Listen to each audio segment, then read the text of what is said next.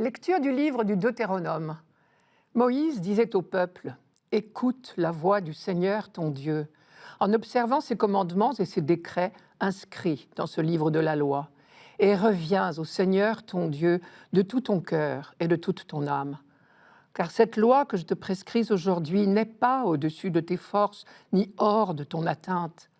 Elle n'est pas dans les cieux, pour que tu dises : qui montera aux cieux nous la chercher ? Qui nous la fera entendre afin que nous la mettions en pratique ? Elle n'est pas au-delà des mers, pour que tu dises : qui se rendra au-delà des mers nous la chercher ? Qui nous la fera entendre afin que nous la mettions en pratique ? Elle est tout près de toi, cette parole. Elle est dans ta bouche et dans ton cœur, afin que tu la mettes en pratique. » Le livre du Deutéronome se présente comme le dernier discours de Moïse, son testament spirituel en quelque sorte. Mais il n'a certainement pas été écrit par Moïse lui-même, puisqu'il répète à de nombreuses reprises « Moïse a dit »,« Moïse a fait ceci ou cela ». Et l'auteur use de beaucoup de solennité pour rappeler ce qui lui semble être l'apport majeur de Moïse. Moïse, celui qui a fait sortir d'Égypte le peuple d'Israël et a conclu l'alliance avec Dieu au Sinaï. Par cette alliance, Dieu s'engageait à protéger son peuple tout au long de son histoire. Mais réciproquement, le peuple s'engageait à toujours respecter la loi de Dieu, car il y reconnaissait le meilleur garant de sa liberté retrouvée. Mais une chose est de s'engager, une autre de respecter l'engagement. Or, le peuple y a trop souvent manqué. Le royaume du Nord a fait lui-même son propre malheur, et depuis la victoire des Assyriens, il est rayé de la carte. Les habitants du royaume du Sud feraient bien d'en tirer les leçons, et c'est à eux que l'auteur du Deutéronome s'adresse ici. « Écoute la voix du Seigneur ton Dieu, en observant ses commandements et ses décrets inscrits dans ce livre de la loi. » Et pourtant, il a l'air de dire que ce ne serait pas bien difficile d'observer cette loi. Elle n'est ni difficile à comprendre, ni difficile à appliquer. Je cite : « Cette loi que je te prescris aujourd'hui n'est pas au-dessus de tes forces, ni hors de ton atteinte. » Alors, pourquoi les hommes du temps de Moïse, comme du temps de l'auteur du Deutéronome, comme aujourd'hui, sont-ils si rétifs à des commandements pourtant bien simples ? Tu ne tueras pas, tu ne mentiras pas, tu ne voleras pas, tu ne convoiteras pas le bien d'autrui. À cette question, Moïse répondait : le peuple a la nuque raide. À la fin de sa vie, quand il réfléchissait sur le passé, il disait : ce n'est pas parce que tu es juste que le Seigneur te donne ce bon pays en possession, car tu es un peuple à la nuque raide. Souviens-toi, n'oublie pas que tu as irrité le Seigneur ton Dieu dans le désert. Depuis le jour où tu es sorti du pays d'Égypte jusqu'à votre arrivée ici, vous avez été en révolte contre le Seigneur. C'est dans ce livre du Deutéronome, chapitre 9. Je m'arrête sur cette expression « nuque raide ». Pour la comprendre, il faut deviner, avoir devant les yeux la superbe image qui se cache derrière cette formule. Il faut vous imaginer un joug, cette pièce de bois qui unit deux bœufs pour labourer. L'expression nuque raide évoque donc un attelage, plus exactement une bête qui refuse de courber son cou sous l'attelage. Si une bête est rétive, on se doute bien que l'attelage est moins performant. Or, justement, l'alliance entre Dieu et son peuple était comparée à une attache, à un joug d'attelage. Pour recommander l'obéissance à la loi, Ben Sirac, par exemple, disait « Soumettez votre nuque à son joug et que votre âme reçoive l'instruction ». Siracide, chapitre 51. Et du coup, on comprend mieux la fameuse phrase de Jésus « Prenez sur vous mon joug et mettez-vous à mon école. Oui, mon joug est facile à porter et mon fardeau léger. » Matthieu chapitre 11. Autrement dit, Dieu ne demande pas à son peuple des choses impossibles. Peut-être ce passage s'adresse-t-il à des croyants découragés, à l'instar des disciples qui se plaignirent un jour à Jésus en lui demandant « Mais qui donc peut être sauvé ?» On retrouve bien là, dans le Deutéronome d'abord, chez Jésus ensuite, le grand message très positif de la Bible. La loi est à notre portée, le mal n'est pas irrémédiable, l'humanité va vers son salut. Un salut qui consiste à vivre dans l'amour de Dieu et des autres, pour le plus grand bonheur de tous. Mais l'expérience aidant, on a appris aussi que la pratique d'une vie juste, c'est-à-dire en conformité avec ce projet de Dieu, est quasi impossible aux hommes s'ils comptent sur leur seule force. Et la leçon est toujours la même. Jésus répond à ses disciples, « Aux hommes, c'est impossible, mais à Dieu, tout est possible. » Oui, à Dieu, tout est possible, y compris de transformer nos nuques raides. Puisque son peuple est désespérément incapable de fidélité, c'est Dieu lui-même qui transformera son cœur. Le Seigneur, ton Dieu, te circoncira le cœur pour que tu aimes le Seigneur et que tu vis. C'est encore le Deutéronome. Par circoncision du cœur, on entend l'adhésion de l'être tout entier à la volonté de Dieu. On a longtemps espéré que le peuple lui-même atteindrait cette qualité d'adhésion à l'alliance de tout son cœur, de toute son âme, de toutes ses forces, comme dit la fameuse phrase du Shema Israël, la grande profession de foi juive. Mais il a bien fallu se rendre à l'évidence. Et des prophètes comme Jérémie, Ézéchiel prennent acte de ce qu'il y faudra une intervention de Dieu. Je cite, « Je déposerai mes directives au fond d'eux-mêmes, les inscrivant dans leur être. Je deviendrai Dieu pour eux, et eux, ils deviendront un peuple pour moi. » C'est Jérémie 31. Cette intervention, ce fut le don de l'Esprit Saint, le jour de la Pentecôte.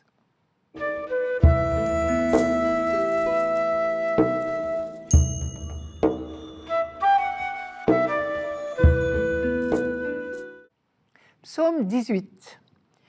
La loi du Seigneur est parfaite, qui redonne vie. La charte du Seigneur est sûre, qui rend sages les simples. Les préceptes du Seigneur sont droits, ils réjouissent le cœur. Le commandement du Seigneur est limpide, il clarifie le regard. La crainte qu'il inspire est pure, elle est là pour toujours.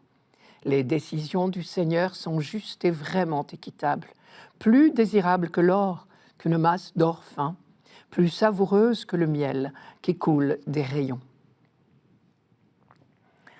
C'est une vraie litanie en l'honneur de la loi du Seigneur, la charte du Seigneur, les préceptes du Seigneur, le commandement du Seigneur, les décisions du Seigneur.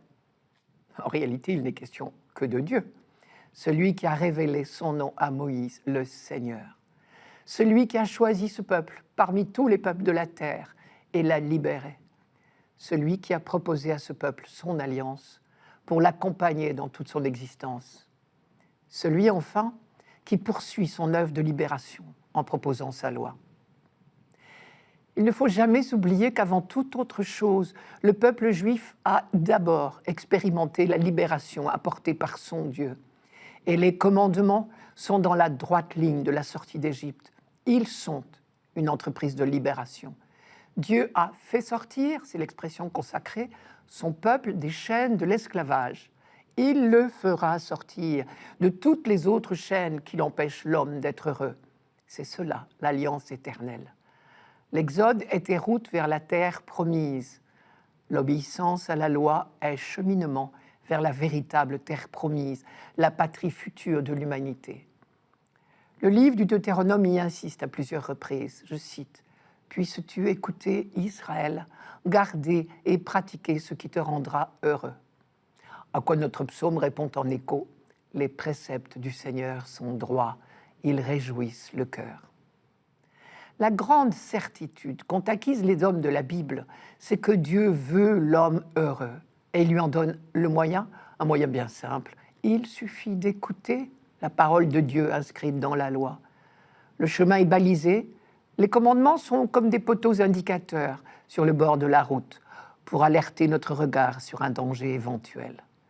Le commandement du Seigneur est limpide, il clarifie le regard. Au jour le jour, la loi est notre maître, elle nous enseigne. On sait que la racine du mot Torah, loi, en hébreu, signifie d'abord enseigner. La charte du Seigneur est sûre, qui rend sages les simples. Ici, les simples, ce sont ceux justement qui acceptent tout humblement de se laisser enseigner par Dieu. Il n'y a pas d'autre exigence, il n'y a pas non plus d'autre chemin pour être heureux. Les décisions du Seigneur sont justes et vraiment équitables, plus désirables que l'or, qu'une masse d'or fin, plus savoureuse que le miel qui coule des rayons. Là, on touche, il me semble, du doigt la distance culturelle qui nous sépare de l'auteur de ce psaume. Pour nous, comme pour lui, l'or est un métal à la fois inaltérable et précieux, donc désirable. Pour le miel, c'est autre chose. Il n'évoque certainement pas pour nous ce qu'il représentait pour un habitant de Palestine. Quand Dieu appelle Moïse pour la première fois et lui confie la mission de libérer son peuple, il lui promet « Je vous ferai monter de la misère d'Égypte vers le pays ruisselant de lait et de miel » Exode chapitre 3. On ne sait pas à quand remonte cette expression « lait et miel ». Apparemment, elle est très ancienne. Les Cananéens l'employaient déjà. Pour eux, comme pour Israël, elle caractérise l'abondance et la douceur. Du miel, on en trouve évidemment bien ailleurs qu'en Israël.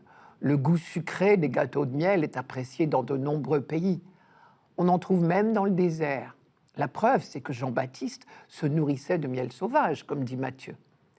Mais c'est quand même rare. Et justement, ce qui sera merveilleux dans la terre promise, ce sera la profusion. Le miel ruissellera. Cette abondance, cette douceur est attribuée à l'action de Dieu. Mais me direz-vous, cela non plus n'est pas propre au peuple d'Israël. Partout, ou presque, on pense que notre vie est dans les mains des dieux, et tous les rites religieux sont justement faits pour obtenir les faveurs des divinités. On cherche à leur plaire, pour obtenir la pluie en temps voulu, pour éviter la grêle, les sauterelles, et tout ce qui pourrait compromettre les récoltes, parce que tout le monde est convaincu que les divinités ont tout pouvoir. Mais ce qui est propre à Israël, c'est son expérience de l'œuvre de Dieu, et cela change tout. Il ne s'agit pas d'amadouer Dieu pour obtenir ses bienfaits. Ses bienfaits sont acquis d'avance, on le sait. Ce qui est propre à Israël, c'est son expérience de la générosité de Dieu. Dieu a pris l'initiative de créer le monde, simplement par amour. Dieu a pris l'initiative de sauver son peuple, simplement par amour. Et le miel devient pour eux symbole de la douceur même de Dieu. Le livre du Deutéronome, quand il rappelle au peuple toute la sollicitude que Dieu lui a prodiguée pendant l'Exode, dit, je cite, « Le Seigneur rencontre son peuple au pays du désert, il lui fait sucer le miel dans le creux des pierres. » Deutéronome chapitre 32. La manne aussi, parce qu'elle est douce et parce qu'elle est cadeau de Dieu, est comparée à du miel. Je vous rappelle le texte. C'était comme de la graine de coriandre, c'était blanc, avec un goût de beignet au miel. Exode chapitre 16. Désormais, on parlera des oignons d'Égypte, mais du miel de Canaan. Il y a pourtant du miel aussi en Égypte, mais là-bas, on n'avait pas encore fait l'expérience de l'Exode et de la présence de Dieu. Désormais, Israël ne sait pas seulement que la parole de Dieu a créé le monde, il sait mieux encore que sa parole sauve le monde. La loi du Seigneur est parfaite, qui redonne vie.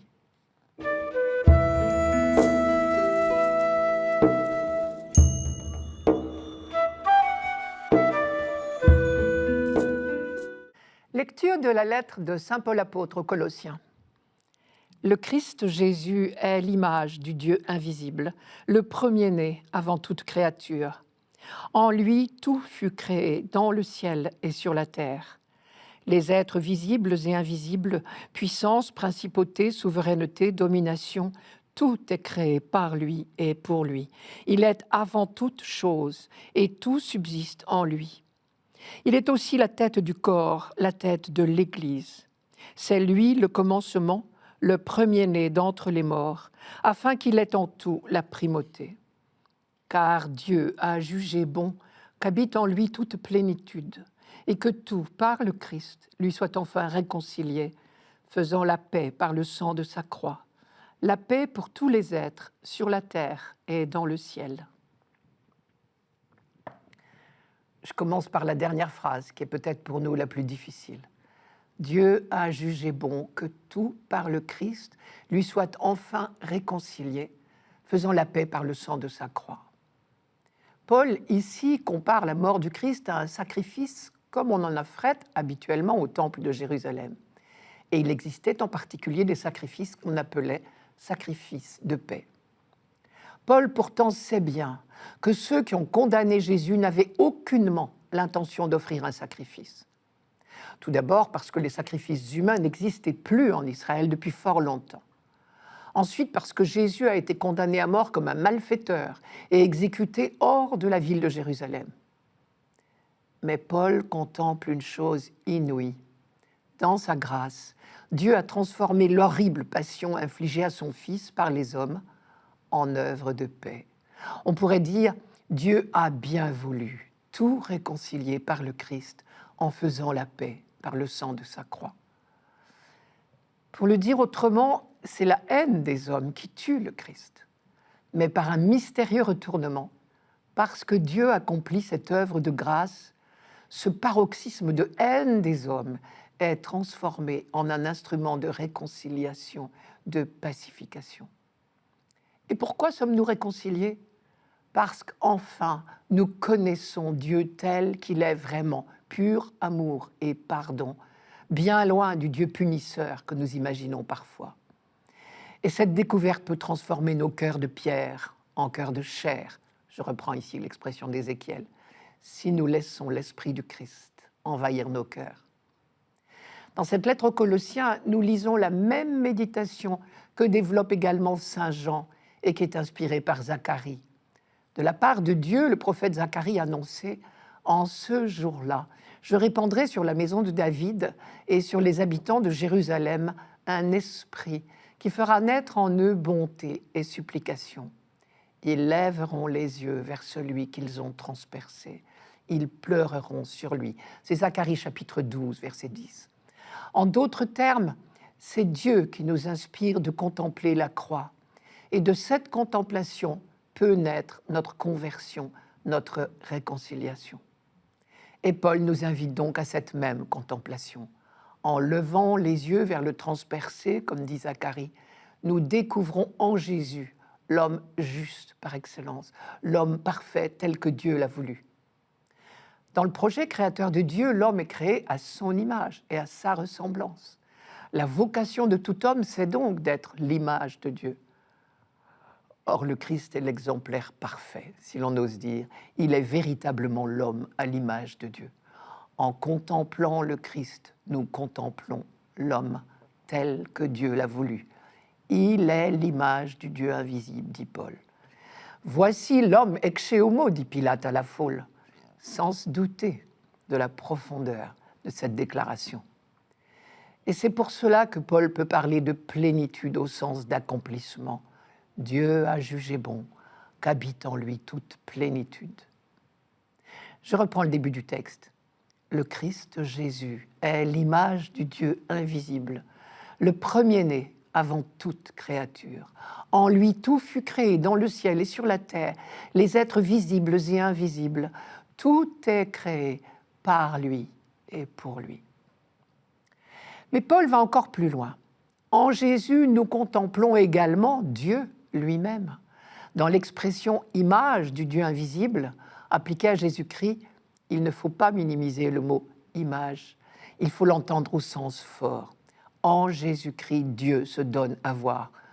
Pour le dire autrement, Jésus est la visibilité du Père. Qui m'a vu a vu le Père, dira-t-il lui-même dans l'évangile de Jean, la veille de la Passion.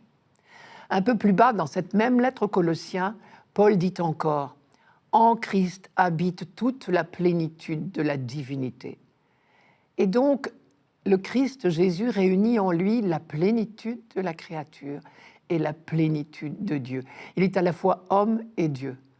En contemplant le Christ, nous contemplons l'homme. En contemplant le Christ, nous contemplons Dieu. Reste un verset tout à fait capital. Il est aussi la tête du corps, la tête de l'Église. C'est peut-être là le texte le plus clair du Nouveau Testament pour nous dire que nous sommes le corps du Christ. Il est, le Christ, la tête d'un grand corps dont nous sommes les membres. Dans la lettre aux Romains et dans la première lettre aux Corinthiens, Paul avait déjà dit que nous sommes tous les membres d'un même corps. Mais ici, il précise plus clairement. Le Christ est la tête du corps qui est l'Église. Évidemment, il dépend de nous que ce corps grandisse harmonieusement. À nous de jouer donc maintenant, si j'ose dire, La nouvelle alliance inaugurée en Jésus-Christ s'offre à la liberté des hommes. Pour nous baptisés, elle est, ou elle devrait être, un sujet sans cesse renouvelé d'émerveillement et d'action de grâce. L'Église, par vocation, c'est le lieu où l'on rend grâce à Dieu. Nous ne nous étonnons pas que notre réunion hebdomadaire s'appelle Eucharistie, qui veut dire littéralement en grec « action de grâce ».